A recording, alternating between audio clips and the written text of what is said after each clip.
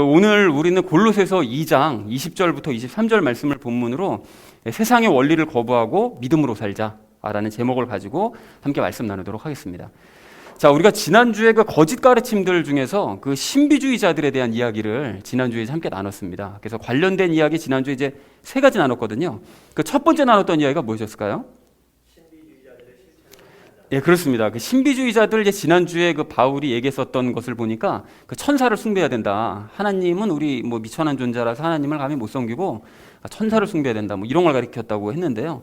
지금도 이제 천사들에 대한 여러 가지 그런 지식들, 그리고 천사를 높여야 된다는 그런 어떤 생각들, 이런 것들이 아직도 버려지지 않고 있죠. 그래서 이런 사람들이 사실은 성경을 읽지 않거나 성경을 읽더라도 이제 깊이 있게 모르기 때문에 이런 이제 거짓된 주장들을 하는 것이다라는 얘기를 드렸습니다. 그래서 우리가 지난주에 이제 한 가지만 예를 들어서 살펴본 것이 그 귀신을 쫓는 문제에 대해서 얼마나 그 신비주의자들이 엉뚱한 생각을 가지고 있는 것인가라는 사실을 우리가 확인을 해봤었죠.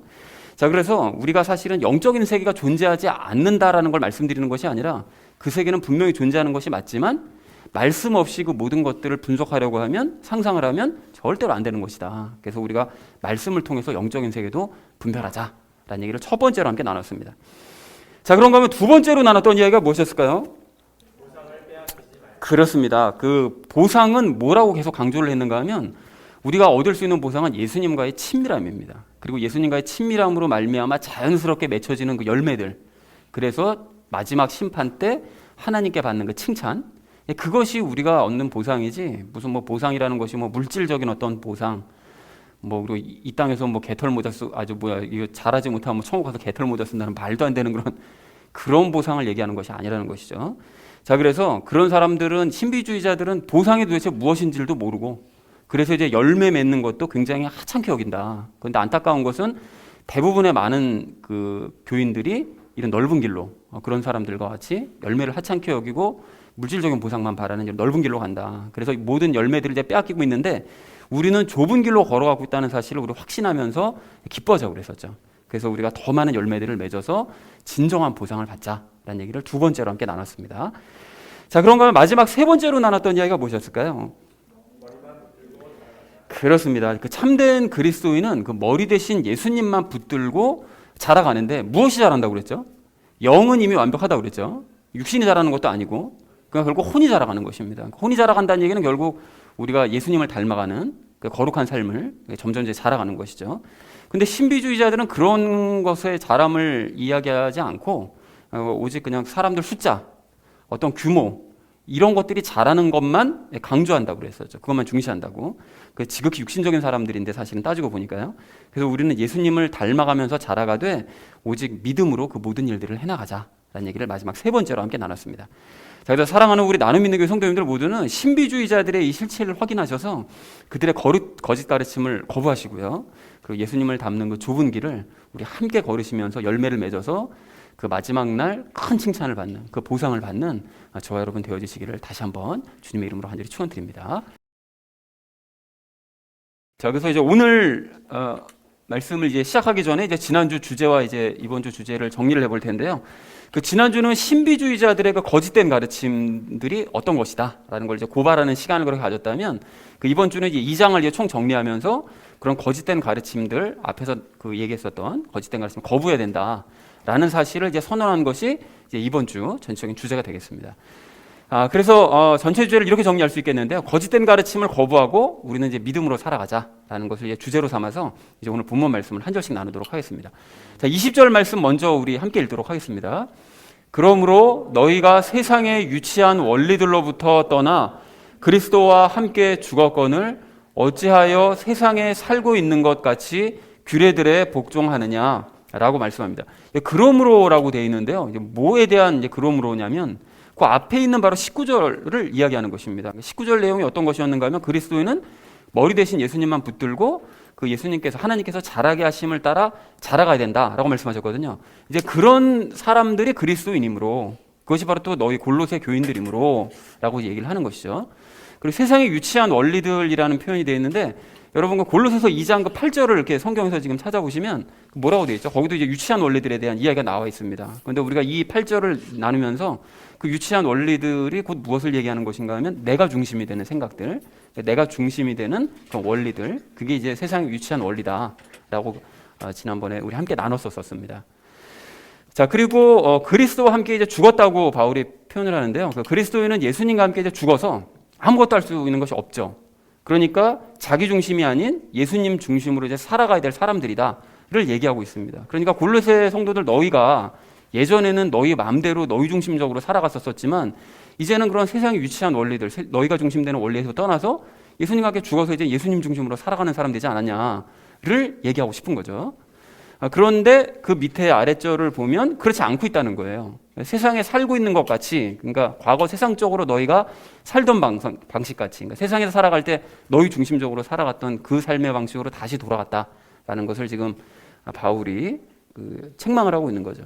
그리고 규례들이라고 얘기하는데 그 규례들은 우리가 인간이 만든 그 규례, 장로들의 유전, 그 뒤에 있는 21절, 22절에서 얘기하고 있는 유대인들이 그 가르치는 장로들의 유전을 얘기하고 있습니다. 그래서 왜 규례들에 복종하느냐라고 얘기하는 걸 봤을 때 이 사람들이 유대 거짓 교사들의 가르침을 따르는 사람들이 있었구나, 골로새 교회에도 라는 사실을 확인을 할 수가 있는 거죠. 그 사람들이 들어와서 가르쳤고 그걸 따르는 골로새 교인들이 있었다 라는 걸 확인할 수가 있겠습니다. 자, 그래서 20절 전체 의미를 이렇게 정리할 수가 있겠는데요. 바울은 골로새 성도들이 세상의 원리에서 떠나 이제 예수님과 함께 죽었음에도 불구하고 그런데 여전히 인간의 그 규례에 복종하고 있다며 그 책망을 했다라는 것이 20절의 의미가 되겠습니다. 그러니까 유대 거짓 교사들이 와서 가르치는 것에 복종하면서 그 유대 거짓 교사들이 가르치는 그 규례가 그거라고 그랬죠. 자기가 중심돼서 자기가 열심히 노력해서 복 받으려고 하는 그것에 지금 복종하고 있다라고 하면서 이제 바울이 책망했다라는 것이 20절의 내용이 되겠습니다. 자, 이어진 21절 말씀 우리 함께 읽도록 하겠습니다. 곧 만지지도 말고 맛보지도 말고 손을 대지도 말라 하는 것이니 라고 되어져 있습니다. 이건 이제 그 장로들의 유전의 내용이 이렇다는 것인데요. 그러니까 장로들의 유전은 그 유대 거짓 교사들은 그 부정한 것은 너희 만지지도 말고 그리고 부정한 음식 너희 맛보지도 말고 아예 손도 대지 말아라 라는 그런 수많은 규정들, 그 음식과 관련된 규정들도 엄청나게 많았거든요. 그러니까 그 모든 규정들을 막 이제 강요를 했다는 거예요. 그러니까 너희가 지금 그 유대 거짓 교사들에게 배우고 있는 그런 규정들은 다 사실 쓸데없는 것들이다, 사실은. 라는 것을 지금 바울이 얘기를 하고 있는 것이죠. 자, 그런데 우리가 그 배운 것처럼 우리는 사실 예수님으로 인해 그 완성된 율법은 더 이상 지킬 필요가 없다고 말씀을 드렸었죠. 장로들의 유전 지킬 필요 없고 예수님에 의해 완성된 그 율법 지킬 필요 없고 우리 노력해서 지키는 율법은 우리 지킬 필요 없다라는 그 세 가지를 우리 저번에 나눴었는데, 그러니까 결국은 이렇게 수많은 그 규정들을 강요하는 건 결국 자기 노력으로, 그러니까 자기가 중심돼서 모든 일들을 해나가야 된다고 가르치고 있지만 사실은 우리는 예수님으로 인해, 그죠? 예수님이 중심이 돼서 우리는 예수님으로 인해서 더 이상 이런 것들은 이제 지킬 필요가 없다는 사실을 알고 있다는 거예요. 그리스도인들은 이래야 된다는 것이죠. 자, 그리고 한편 이 그 유대 거짓 교사들뿐만이 아니라 그 신비주의자들도 마찬가지인데, 신비주의자들은 그 반대로 인간이 이제 미천하고 아주 더러운 존재이기 때문에 그 금욕을 해야 된다. 너희 금식하고 금욕하고 수시로 해야 되고, 그리고 거룩한 것은 아예 가까이 가지도 말아라. 이렇게 가르쳤다는 거죠. 가까이 가지도 말고 맛보지도 말고 만지지도 말고 너 감히 그렇게 하지 마. 그러니까 하나님을 감히 너의 가까이 일 생각도 하지 말고 너희 천사들이나 숭배하라고, 이런 식으로 말도 안 되는 가르침을 가르쳤다는 거예요. 자, 그런데 그리스도인은 우리가 배운 것처럼 예수님과 연합을 해서요 완벽해졌죠. 10절 말씀처럼. 그리고 거룩하게 되었기 때문에 우리는 더 이상 미천하고 더러운 존재가 아니다. 그러니까 이것도 역시 신비주의자들의 가르침도 역시 잘못된 것이다 라는 사실을 우리가 확인할 수가 있겠습니다. 자, 그래서 21절 전체 의미를 이렇게 정리할 수 있겠는데요. 그 거짓 교사들은 만지지 말고 맛보지 말고 손대지 말라는 그 온갖 인간적인 규례들을 만들어내서 지금 너희들을 괴롭히고 있는 것이다 라는 것을 이제 바울이 고발했다는 것이 그 21절의 내용이 되겠습니다. 자, 22절 말씀 우리 함께 읽도록 하겠습니다. 이 모든 것은 사용하는 대로 없어질 것이요 사람들의 명령들과 교리들에 따른 것이라 라고 말씀합니다. 이 모든 것이라는 것은 앞에서 얘기했던 그 규례들, 장로들의 유전들, 이런 것들을 이야기하는 것이죠. 그런데 사용하는 대로 없어진다라는 것이 이게 이제 무슨 의미인가 하면 그 규례들을 행하다 보면 이게 잘 지키는 것이 사실은 불가능하다는 걸 알 수가 있는 거죠. 이거 도저히 인간이 지킬 수가 없는 거다. 그리고 아무런 유익이 없다. 지켜봤자 이게 뭐 내가 뭐 지킬 수 있는 것도 아니고 그런다고 뭐 보상이 생기는 것도 아니고 그걸 깨닫기 때문에 점차 좀 표현이 그렇지만 시들해져 간다는 거예요. 내 삶 가운데 그것을 뭐 장로들의 유전을 지키려고 노력했던 그런 사람들이 사실은 그걸 끝까지 지키느냐? 그렇지 못하다는 거죠. 그러니까 점점 삶 가운데 그것이 없어지고 소멸되어져 간다라는 것을 바울이 얘기하고 있습니다. 한번 지켜봐라. 그러면 점점 그것이 너희 삶 가운데 의미가 없어진다는 걸 알게 될 거다라는 걸 얘기하는 거죠. 자, 그래서 22절의 의미를 이렇게 정리할 수 있겠는데요. 바울은 장로들의 유전이 사람들이 만들어낸 명령들과 교리들이기 때문에 행할수록 결국은 시들해져 갈 수밖에 없다. 그것이 관심도 없어지고 사라질 수밖에 없다라고 설명을 했다는 것이 그 22절의 의미가 되겠습니다. 자, 마지막 23절 말씀 우리 함께 읽도록 하겠습니다. 이런 것들은 의지대로 경배하고 자기를 낮추며 몸을 경시하는 데는 참으로 지혜가 있는 것 같이 보이나 육체를 만족시키는 데는 아무 가치가 없느니라 라고 말씀합니다. 여기 의지대로 경배한다는 것은 그 의지대로 경배하고 자기를 낮추고 몸을 경시한다는 이 모든 것들이 그 장로들의 유전이 가리키는 바라는 거예요. 그러니까 보상을 바라면서 억지로 내가 노력해서 하나님을 경배하고, 그러니까 경배를 하면, 노력해서 경배하면 하나님께 뭔가 보상이 있을 걸 기대하면서 경배한다는 거죠. 의지적으로. 그리고 자기를 낮춘다라는 것이 이제 조악해 보이지만 사실은 목적을 가지고 자기 자신을 낮춘다는 거죠. 그래서 우리 지난 18절에 나눴던 것처럼 그 꾸며낸 겸손, 그 가식적인 겸손을 이제 행해서 내가 이제 하나님 앞에 잘 보여서 또는 사람들 앞에 잘 보여서 뭔가 이익을 누리려고 하는 이제 그런 목적으로 장로들의 유전이 만들어졌다는 거죠. 그리고 몸을 경시한다라고 되어져 있는데요. 그것은 금욕적인 태도로 이제 몸을 막 괴롭히는, 수시로 금식하고 막 금욕하고 뭐 경건해 보이지만 사실은 그것이 다 목적이 있는, 그래서 결국 뭔가 보상을 바라는 이런 마음으로 그 장로들의 유전이 이런 모든 것들을 행하게 만든다라는 것이죠. 그래서 지혜가 있는 것 같이 보인다고 말씀을 하는데요. 그러니까 인간적인 노력을 행하는 데는 굉장히 지혜로 보인다는 거예요. 장로들의 유전이. 그러니까 즉 자기가 그 원하는 목적을 얻기 위해서 그 인간적인 지혜로 사람들을 굉장히 열심히 노력하게 만드는 그것이 이제 장로들의 유전의 이제 실체다. 그러니까 따를 필요가 없다라는 것을 지금 바울이 얘기하고 있습니다. 그리고 이제 육체를 만족시킨다라고 바울이 표현하고 있는데 그 육체를 만족시킨다는 거는 이게 뭔가 해냈다는 그런 만족감이요. 그리고 또 그로 인한 이제 보상을 기대하는 어떤 그런 마음들. 그런 것이 이제 육체를 만족시키는 건데 사실은 방금 앞에서도 우리가 살펴봤던 것처럼 이런 해냈다는 만족감을 가질 수가 있을까요? 없을까요?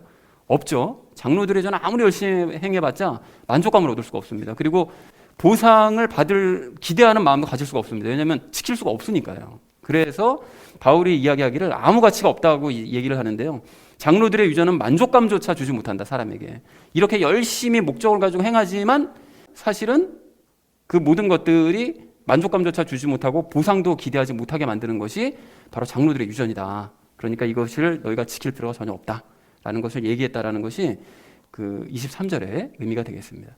그래서 23절 전체의 의미를 이렇게 정리할 수 있겠는데요. 바울은 장로들의 유전이 자기 의지대로 경배함과 또 가식적인 겸손과 금욕적인 태도와 관련해서는 참으로 유익이 있는 것처럼 보일지 모르겠지만 결코 너희에게 만족함을 줄 수 없다라고 이제 경고를 했다라는 것이 23절의 의미가 되겠습니다. 자, 그래서 오늘 본문 말씀을 이렇게 정리를 할 수가 있겠는데요. 바울은 세상의 원리를 떠나 그리스도와 죽은 골로새 성도들이 그 규례에 복종하고 있다라고 이제 책망했다라는 것이 20절의 내용이 되겠습니다. 그리고 바울은 장로들의 유전이 온갖 것을 다 경계하면서 너에게 조심하라고 가르치지만 그것들은 인간의 명령과 규례로 만들어진 것이기 때문에 지켜봤자 너희가 점점 삶 가운데 것이 아마 사라지는 것을 느끼게 될 것이다 라는 것이 21절, 22절의 내용이 되겠고요. 그리고 또한 장로들의 유전은 자기 의지대로 경배하게 하고 가식적인 겸손과 금욕적 행실에는 도움이 될지 모르겠지만 결코 만족감을 줄 수는 없다라고 이제 경고를 했다라는 것이 그 마지막 23절 내용이 되겠습니다. 결론을 이렇게 맺을 수가 있겠습니다. 아까 전에 우리 나눴던 것처럼 거짓된 가르침을 거부하고 우리가 믿음으로 살아가자라는 것이 오늘의 이제 결론이자 삶에 적용하면서 나눌 이야기 주제가 되겠습니다. 이제 나머지 이야기는 우리 삶에 적용하면서 함께 말씀 나누도록 하겠습니다. 거짓된 가르침을 거부하고 믿음으로 살아가야 될 우리가 오늘 그 첫 번째로 함께 나눌 이야기는 그 거짓된 가르침을 여러분 재확인하자라는 것입니다. 여러분 오늘 20절 말씀을 좀 다시 보실까요? 그 20절 말씀을 다시 보시면 세상의 유치한 원리들에 대해서 말씀을 하고 있어요. 그런데 아까도 말씀드렸듯이 세상의 유치한 원리들이 무엇이냐? 그 무엇이라고 그랬죠?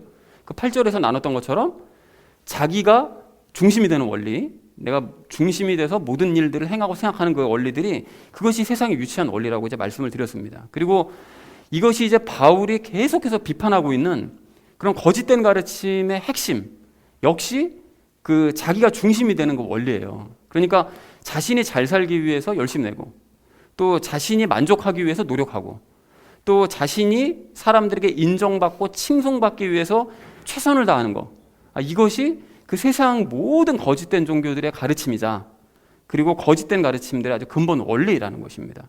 그래서 가령 예를 들어서 뭐 불교나 이슬람이나 힌두교나 여러분 이런 이 종교들을 가만히 생각을 해보시면 그런 것들이 그 세상 철학도 마찬가지고요. 이거 생각해보면 겉으로 보기에는 그런 것들이 지극히 높은 이상을 막 추구하는 것 같아요. 그죠? 그리고 또 고결한 정신을 막 추구하는 것처럼 이렇게 보이지만 그걸 결국 따지고 보면 이 종교와 철학을 따르는 그런 그 개인의 기쁨과 행복, 그것이 결국은 그들의 궁극적인 목적이요 가르침이라는 것입니다. 그러니까 개인이 없이는 그 종교가 의미가 없는 거예요. 그러니까 모두가 다 자기가 중심이 되는 그런, 결국 따지고 보면 자기가 중심이 되는 원리다라는 사실을 확인할 수 있다는 것입니다. 그래서 이러한 세상의 원리를 좋아하실 리가 없으신 우리 하나님께서는 그 이스라엘 백성들하고 조건 없이 사귀고 싶으셨던 거예요. 조건 없이 살고 싶으셨던 거예요. 교제하면서. 그래서 원하셨던 것이 말씀을 너희가 지켜라. 내가 너희에게 행하는 말씀만 지키면서 우리 같이 살자 라고 명령을 내리셨는데 이스라엘 백성들이 어떻게 했다고 그랬죠? 그 사람들도 역시 복받기 위해서 하나님의 말씀을 우리가 지켜보겠습니다 이렇게 했다고 그랬죠. 하나님께서는 순수하게 말씀만 지켜라고 말씀하셨는데 복을 받기 위해서는 내가 말씀 지켜보겠다. 그러니까 내가 중심이 되는 거예요. 내가. 그래서 이 사람들이 하나님께로부터 복이 내려올 것 같으면 순종하고, 이건 도저히 복이 내려올 것 같지 않은 그런 분위기나 상황이 된다 싶으면은 하나님 앞에 불순종하고, 그러니까 40년 동안 광야 생활하는 거죠. 그리고 이 사람들이 그 고생을 하고 가나안 땅에 들어가서도 어떻게 합니까? 그냥 잘 먹고 잘 살기 위해서, 내가 먹고 사는 문제 그냥 그거 하나 해결받기 위해서, 복 받기 위해서 결국 우상 섬기더라는 거예요. 그러니까 이게 다 내가 중심이 되는 거죠. 그리고 그러면서도 전쟁에 능하신 하나님을 포기할 수는 없는 거예요. 하나님이 싸움은 잘하시니까, 그러니까 내가 보호를 받기 위한 목적으로 하나님은 그냥 보조로서 겸하여 섬기는, 우상을 주로 섬기고 하나님은 겸하여 섬기는 이런 짓들을 하더라는 것입니다. 그래서 이렇게 이제 하나님의 고귀한 뜻을 외면하고 세상의 그런 유치한 원리들, 내가 중심이 되는 그런 원리로 하나님을 섬기려고 했던 이스라엘 백성들이 그래서 망할 수밖에 없더라는 거예요. 그래서 이스라엘 백성들이 어떻게 했었죠? 그 예레미야 시대 때 전부 이제 끌려갔죠. 바빌론 포로로 이제 끌려갔는데, 돌아온 유대인 백성들이 70년 동안 고생하고 이제 돌아온 그 유대인들이 좀 이제 잘하나 싶었는데, 이 사람들도 돌아와서 처음에 좀 잘하는가 싶었어요. 근데 결국은 이 사람들 목적이 무엇이었는가 하면, 나라가 또다시 망하게 할 수는 없다. 나라를 망하게 할 수 없으니까 나라를 지켜야 돼. 그러니까 망하지 않게 하기 위해서, 또 그리고 우리가 이 땅에서 좀 더 잘 살기 위해서, 좀 더 행복하게 하기 위해서, 그러니까 결국은 또다시 자기가 중심되는 원리로 또 돌아가는 거예요. 그래서 세상의 유치한 원리에 따라서 장로들의 유전은 잔뜩 만들어내고, 이것들만 열심히 지키면 하나님께서 우리나라를 보호해 주실 거야. 이것만 열심히 지키면 내 개인의 행복과 기쁨을 하나님께서 보장해 주실 거야. 그냥 이렇게 내가 중심이 되는 거죠. 그러니까 끝까지 이렇게 세상의 유치한 원리를 포기하지 않고 자신을 중심으로 신앙생활했던 이스라엘 백성들이 그래서 결국은 AD 70년에 완전히 망해버리고 말더라는 것입니다. 하나님의 뜻을 끝까지 깨닫지 못한 거예요. 자, 그렇다면 우리는 어떻게 살아야 되느냐? 여러분, 당연히 우리는 내가 중심이 아닌 예수님 중심으로 살아야 됩니다. 자, 세상의 유치한 원리에 따라서 내가 복받는 삶이요, 또 내가 잘 되는 삶이요, 내가 잘 사는 삶이요, 이런 삶만 꿈꾸던 과거의 나는 예수님과 함께 죽었다는 사실을 깨달아야 돼요. 그걸 추구하는 나는 죽었다 이미. 그리고 이제는 예수님을 내가 닮고자 하는 완전히 새로운 가치를 추구하며 살아가는 거예요. 예전에는 내가 이 땅에서 어떻게 하면 잘 예수님을 이용해서 예수님을 잘 믿어서 잘 먹고 잘 살까, 이게 내 가치관이었다면 그건 완전히 죽어버린 거고, 이제는 완전히 새로운 가치관, 나는 예수님을 닮는 삶을 살아가야 돼. 이걸 추구하며 살아가야 돼. 완전히 바뀌어버린 그런 가치관을 추구하면서 살되, 그분 때문에 불가능은 없는 삶, 이 삶을 우리가 추구하면서 살아가야 된다는 것입니다. 이것이 예수님을 중심으로 살아가는 삶이에요. 내가 없어지는 삶, 예수님 중심으로 살아가는 삶. 이게 굉장히 중요한 얘기입니다, 여러분. 자, 그래서 예수님께서는 이 두 가지요, 그러니까 내가 죽어서 스스로는 아무것도 행할 수 없는데 이제 예수님을 닮아가기 위해서, 그분과 함께하면 불가능이 없는 삶을 살게 하시려고 산상수훈의 말씀들을 말씀하신 거예요. 그 마태복음 3장에서 5, 6, 7장 그 초반부에서 왜 이렇게 막 그 긴 내용을 굳이 이렇게 3장에 걸쳐서 기록을 하셨느냐. 너희가 이런 삶을 살아야 된다는 거예요. 이제까지 살던 삶을 다 버리고 이제 완전히 새로운 가치를 추구하는 삶을 살아야 된다는 거죠. 그래서 제가 가끔 인용하곤 하잖아요. 오른뺨 맞으면 왼뺨 돌려대라. 오리 가자고 그러면 심리를 동행해 주어라. 너희가 원수를 사랑해라. 나를 저주하는 자를 축복해라. 그리고 나를 미워하는 자에게 선을 행해라. 그리고 핍박하는 자들을 위해서 너희가 기도해라. 이런 거 등등이요. 그런데 이 모든 것들이 이런 모습을 우리가 이제 닮아가야 된다는 거예요. 예수님께서 이렇게 사셨잖아요. 그러니까 너희가 이전에 살던 삶은 이제 다 이젠 끝난 거고 이제 너희는 이런 삶을 살아가야 돼. 새로운 가치를 추구하며 살아가야 돼. 이걸 강조하기 위해서 예수님께서 이 말씀을 하셨다는 거예요. 그런데 이게 내 힘으로 행할 수 있는 것이냐? 도저히 안 되죠. 하나도 행할 수 없어요. 그래서 우리는 이런 말씀들 앞에서 어떻게 되는 거죠? 아, 내가 죽었구나. 난 죽어서 이 모든 일들을 행할 수 없고 아무것도 할 수 없어. 이걸 깨달아야 된다는 거예요. 그렇지만 이 모든 말씀들이 그러면 영원히 실천 불가능한 것이냐? 아니라는 거죠. 지금 당장은 내가 이걸 행할 수 없지만 예수님과 내가 점차 친밀해져서 예수님의 믿음을 발휘하게 되면 그러면 이런 말씀을 지키는 것이 가능하다라는 사실을 깨닫게 하시려고 이런 말씀을 주셨다는 거예요. 그래서 여러분 그 예수님께서 산상수훈 그 마지막 그 7장 그 모든 걸 정리하면서 그 7장 24절에서 그 하신 말씀을 봤더니 이렇게 말씀하세요. 여러분 단순한 말인 것 같지만 여러분 굉장히 중요한 말씀입니다. 나의 이 말들을 듣고 그것들을 행하는 자를 나는 자기 집을 반석 위에 지은 지혜로운 사람과 같다 하리니 이렇게 말씀하세요. 근데 여러분 예수님께서 하신 이 산상수훈의 말씀들을 듣고 행하는 자, 그러니까 그렇게 예수님 중심으로 삶의 가치관을 완전히 바꾼 사람은 지혜롭다고 말씀하시는 거예요. 그럼 여기서 잠깐 우리가 생각해야 될 게 뭐냐면 행하는 사람은 이렇게 나의 말을 듣고 행하는 사람은 참 신실한 사람이다. 또는 행하는 사람은 칭찬받을 사람이다. 이렇게 말씀하지 않으시고 이렇게 행하는 사람은 지혜롭다라고 말씀하신 이유가 뭐냐? 그게 생뚱맞게 없이 지혜롭다고 말씀하시냐? 왜 그렇게 말씀하신 건가 하면 말씀을 듣고 행하는 것 사이에 비밀이 숨겨져 있기 때문에 그래요. 이 말씀을 듣고 행할 수 있다라고 생각하는 사람은 완전히 어리석은 사람인 거죠. 이거 어떻게 행합니까? 이거 예수님께서 말씀하신 거 하나도 못 행하는데.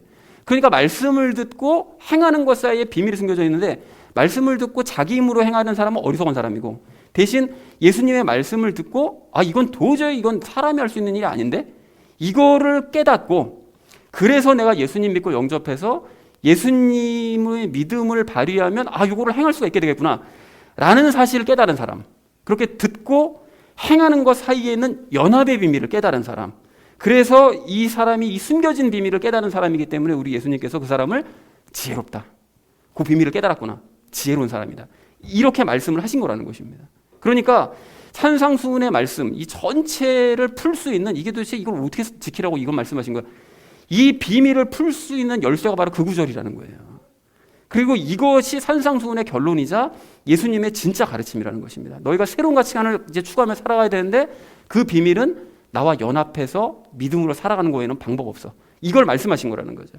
그래서 사랑하는 우리 나눔 있는 교회 성도님들 모두는 세상의 유치한 원리인 거짓 가르침을 분별하는 성도님들 되시기 바랍니다. 즉 내가 원하는 것을 얻기 위해 내가 바라는 것을 얻기 위해서 내가 열심히 노력해야 된다는 이런 가르침은 그 모두 자기중심적인 가르침인 거잖아요. 이게 모두가 다 거짓 가르침이라는 사실을 여러분 깨달으시기 바랍니다. 여러분 대신 예수님을 닮는 삶을 이제는 추구하며 사셔야 되는데 그 모든 것들을 추구하실 때 내 힘으로는 아무것도 할 수 없는 거죠.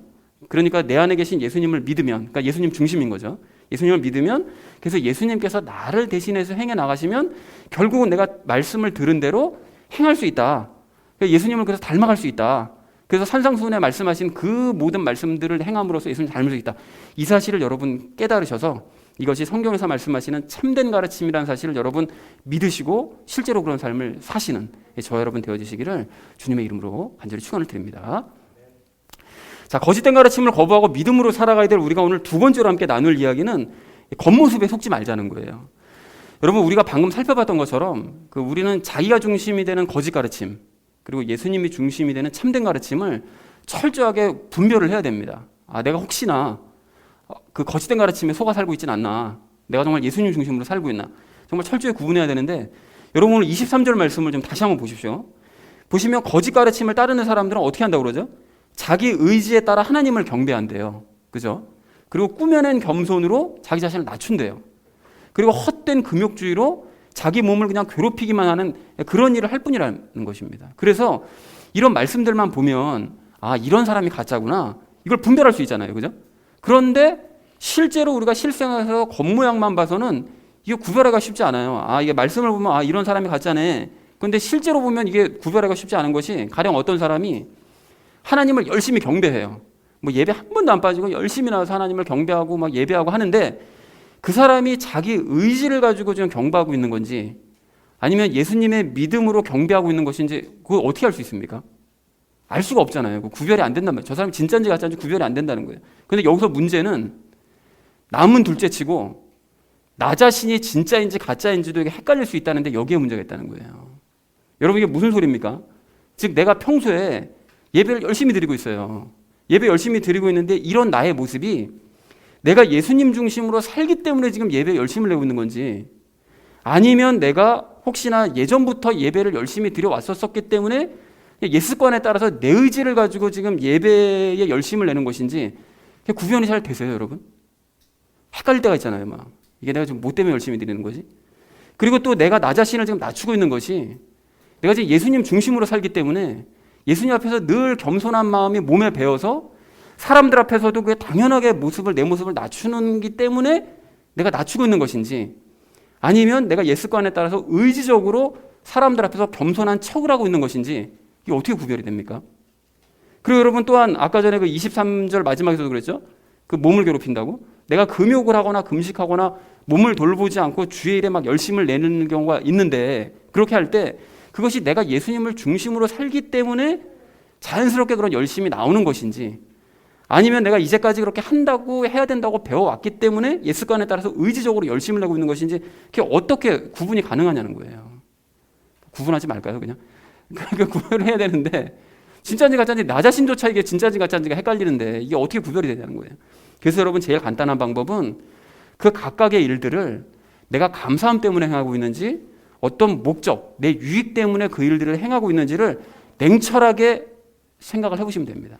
즉 예배를 드릴 때 나 같은 것 때문에 예수님께서 죽어주시고 나 같은 것과 연합을 해주셔서 새로운 삶을 살게 해주신 것이 이게 너무 감사해서 내가 예배 드리는 일이라면 열심히 내야 되겠다. 하나님을 정말 높이는 일에 내가 그 자리에 내가 최선을 다해 참석해서 하나님을 높여드리는 일을 행해야 되겠다. 이렇게 생각하면 난 진짜가 맞습니다. 그런데 열심히 예배 드리면 정성을 보여드리면 하나님이 나 좀 알아주시겠지. 그러면 물질의 보상도 나에게 주시겠지? 이런 마음으로 예배에 열심을 내는 것이라면 그런 사람은 오늘 28절 말씀처럼 세상의 유치한 원리에 따라서 자기 의지를 가지고 하나님을 경배하는 가짜라는 거예요. 그리고 또한 나 자신이 미천한 존재임을 깨닫고 이런 나를 위해서 예수님이 죽어주시고 또한 연합해 주셔서 완전한 존재로 만들어주신 게 너무 감사해서 예수님 앞에서 늘 겸손하고 그래서 그런 겸손한 마음이 내 몸에 배어가지고 사람들 앞에서 늘 겸손하게 행하고 나 자신을 낮추는 것이 된다면 이게 진짜가 맞는 거예요, 나는. 그런데 사람들 앞에서 겸손하다는 소리를 듣고 싶어서 혹은 하나님과 사람들 앞에 그런 겸손하다는 칭찬을 받고 물질의 보상까지 받고 싶어가지고 나 자신을 낮추는 것이다. 그러면 오늘 28절 말씀처럼 나는 세상의 유치한 원리에 따라서 자기 의지를 가지고 꾸며낸 겸손을 행하는 사람이라는 것이죠. 그리고 육체 안의 죄 때문에 내가 스스로 통제가 막 되지 않아가지고 나 자신을 꺾기 위해서 내가 금욕하거나 금식을 하거나 예수님께 감사한 마음 때문에 주의 일을 위해 힘든 줄도 모르고 열심을 다한다. 그러면 나는 진짜가 맞습니다. 하지만 내가 원하는 것을 얻기 위해서 하나님 앞에 보여주기식의 금욕을 행하거나 아니면 떼쓰기 위해서 금식하거나 아니면 죽도록 열심히 일하고 내가 정성을 보이면 하나님께서 내게 물질의 복을 주시겠지 하는 이런 마음 때문에 열심을 낸다면 나는 세상의 유치한 원리를 따르고 있는 가짜라는 거예요. 그래서 여러분 요즘 우리가 큐티하고 있는 그 예레미야 그 34장 말씀을 보면 이와 아주 딱 맞는 그 말씀이 기록이 되어져 있는데요. 여러분 그 하나님께서 예레미야에게 그 시드기야 왕을 너가 찾아가서 그리고 예루살렘이 이제 정복될 거고 시드기야 너도 바빌론 포로로 이제 잡혀갈 거다. 이 말씀을 이제 전하라고 하세요. 그래서 시드기야가 그런 하나님의 말씀에 순종을 해서 겸손하게 바빌론으로 너가 포로로 끌려간다면 그러면 거기 가서 평안한 죽음을 맞게 하겠다고 하나님께서 이제 시드기야에게 약속을 해주십니다. 근데 시드기야가 이제 그 말을 듣고 난 다음에 전혀 생뚱맞은 짓을 하잖아요. 그게 무슨 짓을 했죠? 갑자기 난데없이 안식년 그동안 지키지도 않았었는데 안식년에 그 히브리 종들, 그러니까 그 같은 유대인을 종으로 삼았던 모든 사람들의 그 종들 다 7년마다 한 번씩 풀어주게 돼 있잖아요. 그런데 갑자기 이걸 시행을 시켜요. 그 유대에 있는 모든 남종과 여종들을 다 풀어주라고 유대에 명령을 내립니다. 그러니까 왕의 명령이니까 유대인들이 안 지킬 수가 없잖아요. 그러니까 유대인들이 전부 다 종으로 삼고 있었던 유대인들을 다 풀어줘요. 자유를 주는데 시간이 조금 지나고 나니까, 오래도 아닙니다. 조금 지나고 나니까 이 사람들이 자기가 종으로 삼았던 사람을 다시 다 불러요. 그래가지고 또다시 종으로 삼았어요. 그래가지고 옛날 상태로 그냥 그대로 돌아가 버립니다. 근데 그런 모습을 보고 시드기야가 그냥 간섭도 안 해요. 그냥 내버려 두더라는 거예요. 그럼 이게 뭐가 정말 이상하지 않습니까? 황당하잖아요. 시드기야가 뭐 쓸데없는 짓을, 이게 도대체 왜 행한 것일까요? 이게 왜 이렇게 한 건가 하면, 하나님께서 좋아하실 만한 일을 내가 행하면 그러면 하나님께서 자기가 원하는 대로 행해 주실 것을 기대했기 때문에 그런 것입니다. 그러니까 즉 시드기야는 예루살렘이 바벨론에게 멸망되는 거 싫다는 거예요. 하나님께서 그렇게 안 했으면 좋겠다는 거예요. 그리고 내가 바벨론 포로로 끌려가는 거 안 하기 싫다는 거예요. 그러니까 하나님이 그때 좀 철회를 하라는 거예요. 철회. 하나님도 그런 좀 고집 좀 하지 말고 좀 철회 좀 하라는 거예요. 철회하고 대신 내가 이렇게 착한 일 했으니까 하나님은 내가 원하는 대로 바빌론 군대나 좀 물리쳐달라고 이렇게 요구한 것입니다. 그러니까 자기 뜻을 꺾을 생각을 한 게 아니라 하나님 뜻을 꺾어보려고 그런 거예요. 그리고 자기는 일단 선을 행했으니까 뭐 백성들이 뭐 원상태로 돌아가든지 말든지 그럼 뭐 이건 내가 알 바 아닌 거죠. 나는 선을 일단 행했으니까 그럼 뭐 뒷일은 뭐 내 알 바 아닌 거지. 그러니까 진심이 아니니까 이런 거예요. 그러니까 시드기야가 한 일이라는 것이 결국에는 하나님을 내가 속일 수 있고 하나님을 내 마음대로 조정할 수 있다라고 생각을 한 거예요. 그러니까 잠깐 선을 행하는 척만 하면 하나님의 감동에서 내가 원하는 대로 해주시겠지. 이렇게 생각했다라는 것입니다. 그러니까 그런 생각이 우상을 자기 마음대로 우상을 내 마음대로 조정할 수 있다고 생각하는 생각과 이게 뭐가 다르냐는 거예요. 그러니까 시드기야는 세상의 유치한 원리에 따라서 그냥 자기 유익을 위해서 내가 중심이 되어서 하나님을 조종하려고 했었던 아주 악한 사람이었다는 것입니다. 그러니까 이 사람은 진짜가 아니라 가짜 중에 완전한 가짜였다는 거예요. 그래서 하나님께서 그 얘기를 들으시고 진노하셔서 어떻게 하십니까? 시드기야에게 말씀하셨던 그 모든 저주를 다 내리고야 말겠다라고 아주 분노를 하시더라는 것입니다. 그러니까 사랑하는 우리 나눔 있는 교회 성도님들 모두는, 그리고 저는 우리 스스로의 모습을 좀 돌아봤으면 좋겠습니다. 이런 말씀을 볼 때마다 돌아보자는 거예요. 나는 뭐 때문에 지금 예배에 열심히 참석하는 거냐? 나는 도대체 뭐 때문에 스스로를 낮추고 있는 거냐? 나는 도대체 뭐 때문에 주의 일에 열심을 내는 것이냐? 여러분 돌아보자는 거예요. 혹시나 내가 어떤 목적이나 개인의 유익 때문에 그러한 열심을 내고 있는 건 아닌지, 유대인들처럼 혹시 보여주기 식의 그런 열심을 내고 있는 것은 아닌 것인지 스스로를 확인해 보자는 거예요. 그래서 나는 열심을 안 내는 거야. 내가 그래서 신앙생활 대충 하는 거야. 이러면 정말 대책 없는 거고요. 정말 그건 대책 없는 사람이고, 그렇게 확인하신 결과 혹시라도 나의 잘못이 확인이 되었다면 그러면 잘못된 부분에 대해서는 여러분 속히 돌이키시고 이제 예수님 때문에 감사하는 마음으로 모든 일들을 행하게 가시면 됩니다. 그러니까 돌이키시는 게 중요해요. 그걸 깨닫고 돌이키시는 거.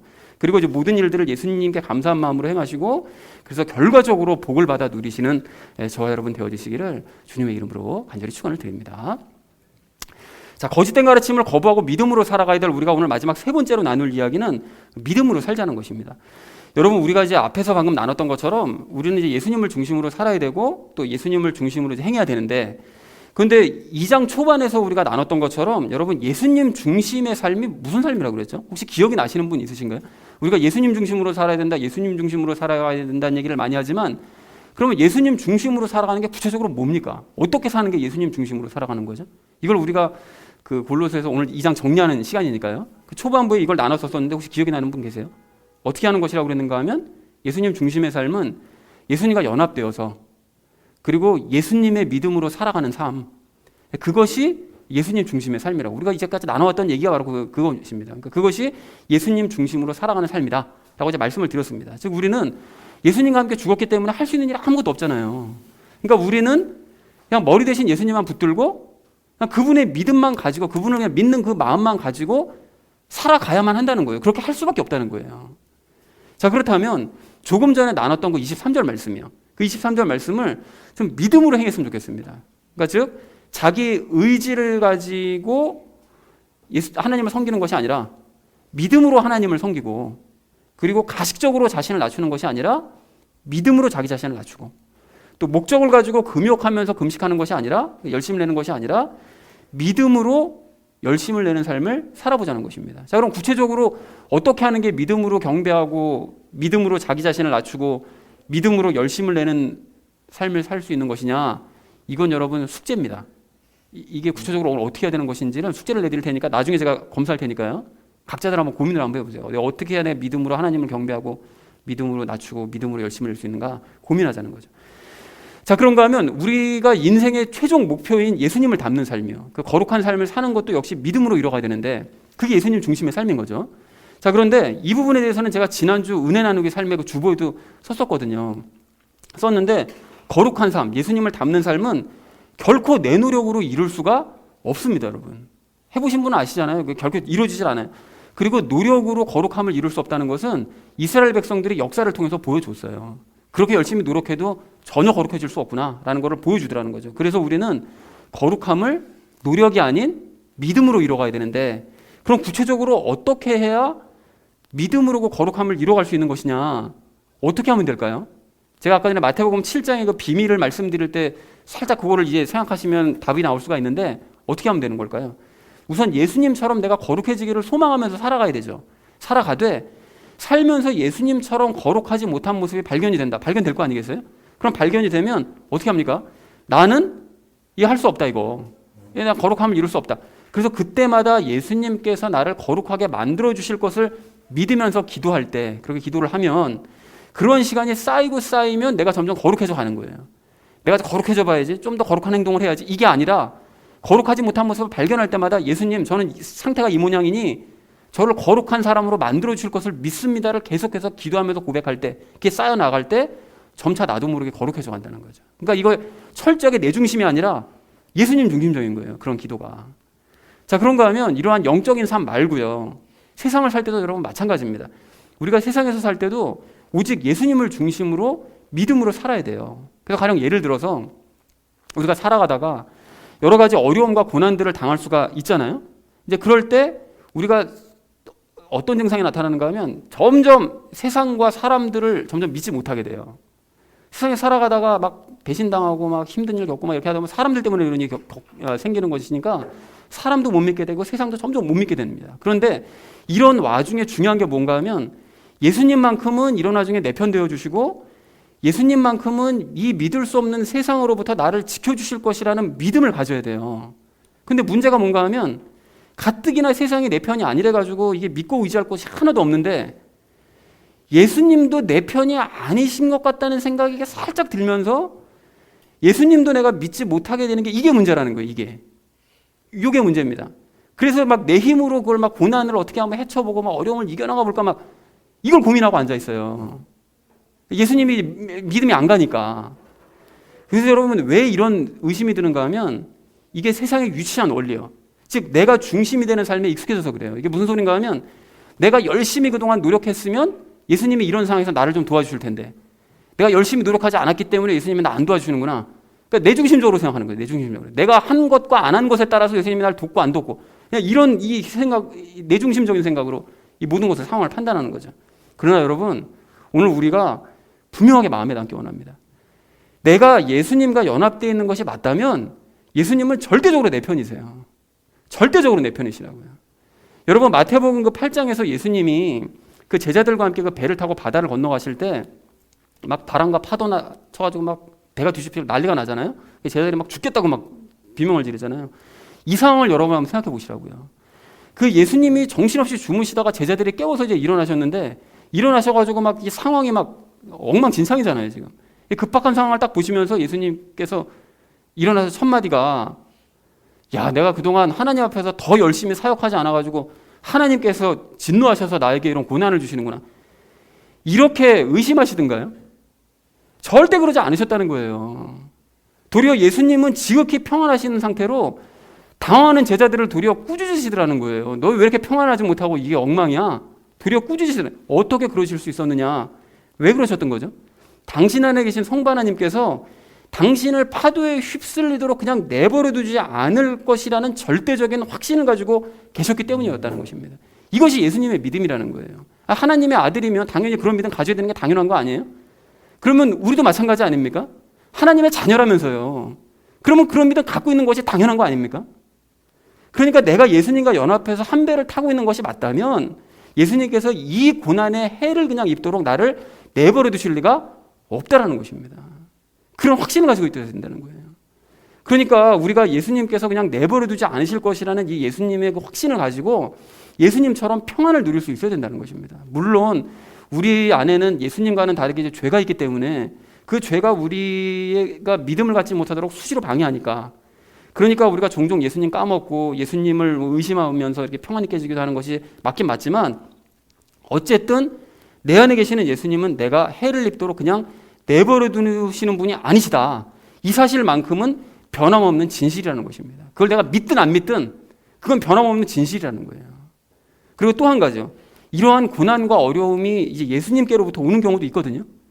이게 예수님께서 이런 경우를 허락하시는 경우가 있다고요. 그런데 그런 고난은 예수님께서 당신 자신을 더욱 바라보고 의지하라고 주시는 고난인 거예요. 그래서 방금 말씀드린 그 마태복음 8장의 그 배가 뒤집히는 바로 그 사건도 사실은 예수님께서 제자들에게 허락하신 사건이었는데요. 이 제자들이, 여러분 생각해 보세요. 그때까지 예수님께서 수없이 많은 기적들을 일으키실 때 제자들은 남들이 믿음 갖는 것만 봤어요. 남들이 그 믿음 가지고 큰 기적을 체험하는 걸 보기만 했어요. 자기 직접 체험하지 못하고 옆에서 계속 지켜보기만 하고 있었단 말이죠. 그러니까 예수님께서 이런 기회를 이용해서 제자들도 그런 믿음 가지라고, 제자들도 그런 기적을 직접 체험해보라고 거친 파도를 허락하셨다는 것입니다. 그렇게 하심으로 말미암아 제자들이 예수님만 의지하고 예수님께서 기적을 행하실 것을 믿게 하시고, 그래서 실제로 그것을 보호하실 것을, 자기들을 보호하실 것을 믿게 만들어주신 거예요. 그러니까 이렇게 예수님께서 허락하시는 고난은 나를 괴롭히시기 위한 고난이 아니라 예수님을 더욱 바라보고 의지함으로 말미암아 예수님만 신뢰하게끔 하시기 위해서 주시는 그런 목적을 가진 고난이라는 것입니다. 그러니까 고난이 참 싫긴 하지만 결과적으로는 이게 감사한 고난 아닙니까, 이게. 그리고 이게 예수님께서 계획하신 고난이라면 이 고난이 예수님 손 안에 있기 때문에 결코 이게 나쁜 결말로 끝날 수도 없다는 거예요. 그러니까 여러분 기억하기 원합니다. 내가 지금 겪고 있는 이 어려움이 예수님께서 허락하신 고난이든 아니든 어쨌든 예수님께서는 절대로 나를 그냥 내버려 두지 않으실 것이고, 예수님께서는 내가 예수님을 더욱 신뢰하도록 분명히 인도해 가실 거라는 거예요. 여러분 이 사실을 믿으십니까? 믿으신다면 앞으로는 특히 어려운 일을 여러분 겪으실 때는 예수님 의심하지 마시고 절대적으로 신뢰하시기 바랍니다. 예수님께서 성부 하나님을 절대적으로 신뢰하셨던 그 신뢰의 마음을, 그 믿음을 우리도 갖자는 거예요. 즉 예수님께서는 예수님과 연합한 나를 아무 이유도 없이 괴롭히실 리가 없다라는 사실을 여러분 굳게 믿으시고, 세상 모두가 내게 다 등을 돌린다 할지라도 예수님만큼은 내 편 되어주시고 예수님만큼은 나를 보여주실 것이라는 이 대책 없는 믿음을 가지고 살아가는 우리가 되자는 것입니다. 사랑하는 우리 나눔 있는 교회 성도님들 모두는 하나님께 복받기 위해서 열심히 노력하다가 자포자기하는 그런 자기중심적인 삶을 이제 버리시고, 영적인 세계에서든 또 이 세상에서든 여러분 어떤 상황에서도 예수님만 굳건하게 신뢰하시고 신뢰하기 때문에 행동하시는 성도님들 되시길 바랍니다. 무엇보다 금방이라도 나를 죽일 듯이 덤벼들었던 이 바람과 파도가 믿음으로 잔잔해지는 그런 기적 역사들을 많이 체험하시길 축복합니다. 여러분 그렇게 체험을 많이 하심으로 말미암아, 그런 체험을 많이 하심으로 말미암아 더욱 감사한 마음으로 하나님 경배하시고 더욱 자신을 낮춰가시고 더욱 주의 일에 열심을 내시는 저와 여러분 되어주시기를 주님의 이름으로 간절히 축원을 드립니다. 자, 이제 말씀을 정리합니다. 오늘 우리는 골로새서 2장을 이제 정리를 하면서 이제 거짓 가르침을 재확인하고 믿음으로 사는 방법에 대해서 우리 함께 이야기 나눴는데요. 그 거짓된 가르침을 우리가 재확인하자고 그랬죠. 그러니까 내가 중심이 되는 이 모든 가르침들, 원리들은 다 이게 거짓된 가르침이다. 그러니까 우리는 이제 나 자신이 죽었음을 인정하고 완전히 새로운 가치, 예수님을 닮아가는 삶을 추구하면서 살아가야 된다라는 얘기를 우리 그게 진짜 가르침이다라는 거를 첫 번째로 나눴고요. 겉모습에서 찍지 말라고 그랬죠. 내가 하나님께 경배하고 나 자신을 낮추고 열심을 내는 이 모든 것이 진짜인지 가짜인지 이게 어떻게 구별할 수 있느냐. 이게 내 유익에 따라서, 자기 유익에 따라서 그 일을 행한 시드기야를 우리가 예를 들어서 나 자신을 이제 분별해 보자라고 말씀을 드렸었죠. 그러니까 우리가 예수님께 감사하는 마음 가지고 선을 행해 나가자라고 말씀을 드렸습니다. 마지막으로 이제 믿음으로 살자고 그랬죠. 예수님 중심으로 사는 그런 삶은 예수님의 믿음으로 살아가는 삶인데, 그러니까 모든 것들은 다 믿음으로 행해야 된다. 그러니까 믿음으로 경배하고 믿음으로 나 자신을 낮추고 믿음으로 열심을 내고 또 믿음으로 우리가 예수님 닮는 거룩함을 행해 나가고, 그리고 이 세상에서 살 때도 믿음으로 살아가야 된다. 그러니까 절대적으로 예수님은 항상 내 편이시다. 이 사실을 절대 잊지 말고 우리가 그 사실을 신뢰하자라고 말씀을 드렸습니다. 사랑하는 우리 나눔 있는 교회 성도님들 모두는 골로새서 2장을 정리하시면서 세상에 이 유치한 원리인 거짓된 가르침 여러분 거부하시고 오직 예수님 중심의 삶을 살아가시기 바랍니다. 여러분 그것을 위해서 예수님 절대적으로 신뢰하시고 믿음으로 모든 일들을 행해 나가시는 저와 여러분 되어지시기를 주님의 이름으로 간절히 축원드립니다. 우리 함께 기도하겠습니다.